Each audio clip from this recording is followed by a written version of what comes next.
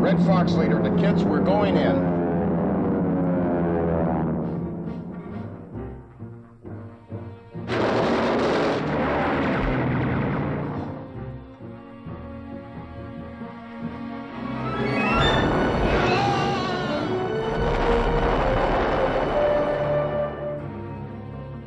I recall in the 70s that the process sense around was developed, and the first man that ever mentioned it to me was Jennings Lang, who was an executive here at Universal.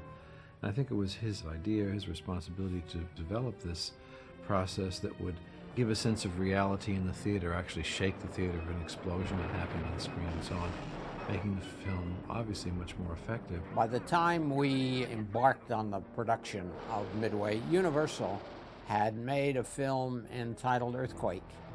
And they had utilized the sense-around process to enhance all of the sound effects.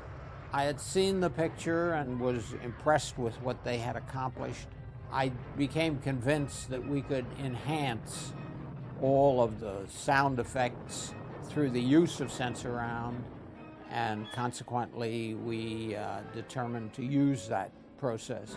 Now, Midway, the most incredible feeling of combat you will ever experience in a motion picture theater, as Universal surrounds you with the sights, sounds, and actual sensations of battle. So real, you can almost feel it. It did indeed create a reality that you don't usually see in a film, but it certainly was part of the success of both films, that you could get actual combat sounds and make them real, and in the case of Earthquake, make the sound of a real earthquake. And they were both strong elements in the success of the films. When I first found out we were going to do it in sense-around, I told Walter, it actually influenced the editing because we wanted to use pieces that we knew were low-end pieces, gunshots, explosions, big 6-inch guns on the carriers, and it made such a difference. It shook the whole theater.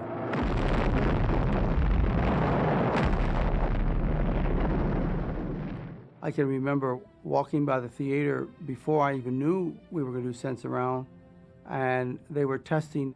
They'd run these speakers all night long, and the ground would be shaking outside of the theater. It would be that powerful.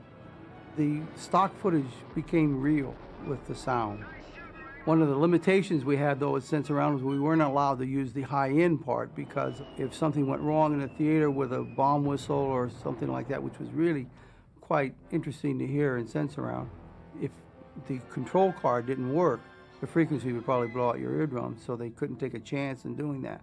So we used only low-end sounds for Midway. Lining up to jump us, Thatch. About 12 Zeeks. We're right above him, Len. Mabel 3 to Hustlers. Let's break them up. The sound design added greatly to war footage with the planes and the machine guns and the crashes and the explosions. Of course, with other advances in sound recording, there are other and better ways to do that. But at the time, it did enhance it, and I think added to the excitement of the battle scenes.